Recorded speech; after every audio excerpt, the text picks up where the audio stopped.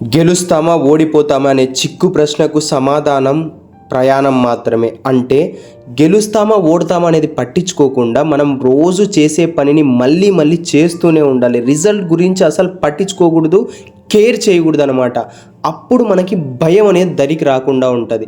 So ఇప్పుడు కూడా exams రాసేటప్పుడు నాకు అది రాదు, ఇది రాదు, వస్తుందా రాదా ఇదంతా పట్టించుకోకూడదు. ఫోకస్ అంతా మనం చేసే పని మీద మాత్రమే పెట్టాలి. రిజల్ట్ నువ్వు చేసిన పనికి బై ప్రోడక్ట్గా వస్తుంది. That means that it's a bonus to your work. How you are working అనేది మ్యాటర్. ఇక్కడ ఎలా పని చేస్తున్నావు, ఒక్కొక్కరు ఒక్కొక్క విధంగా పని చేస్తారు. అసలు పనే చేయకోకుండా ఉండే వాళ్ళు చాలా మంది ఉంటారు.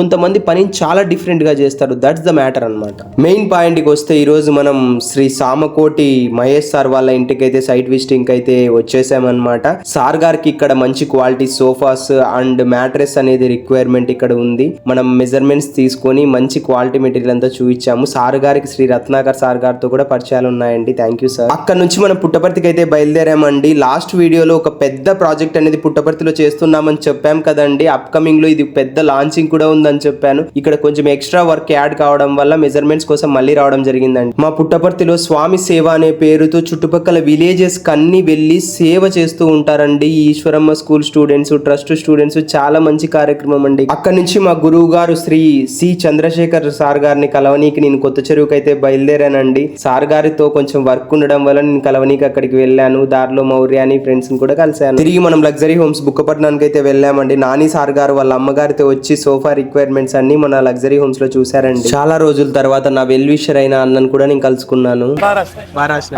ఈజీగా వచ్చింది. ఏ టాపిక్ ఎక్కువ టఫ్ వచ్చింది అనుకుంటాను? రామాయణంలో కొంచెం టఫ్ వచ్చింది. స్కూల్ ఏది? బీడిపల్లి స్కూల్. ఓకే. 9th కోసం కష్టం వచ్చింది.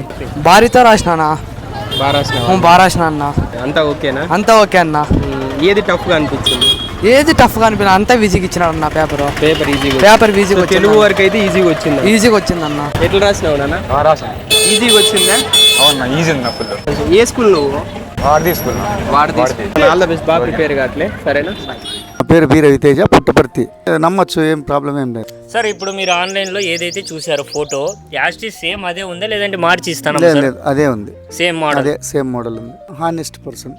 మేము ఆర్టీసీ ఎంప్లాయ్ అండి. నా పేరు వచ్చి నూర్ మహమ్మద్, బుక్కపట్నము. ఇక్కడ మా ఫ్రెండ్ సోఫా కావాల్సింటే పుట్టపర్తి నుంచి ఇక్కడ వస్తే మేము మెటీరియల్ అన్ని చూసినాక మేము షాపులో కొనడం కన్నా ఆన్లైన్లో చూసి క్లాత్ కానీ లోపల మెటీరియల్ కానీ బాగా డబల్ రీఫర్స్ అన్నీ వేయించి మేము బాగా సెలెక్ట్ చేసుకొని ఈ సోఫా మా ఫ్రెండ్కు సెట్ చేసి పుట్టపర్తి పంపిస్తాను.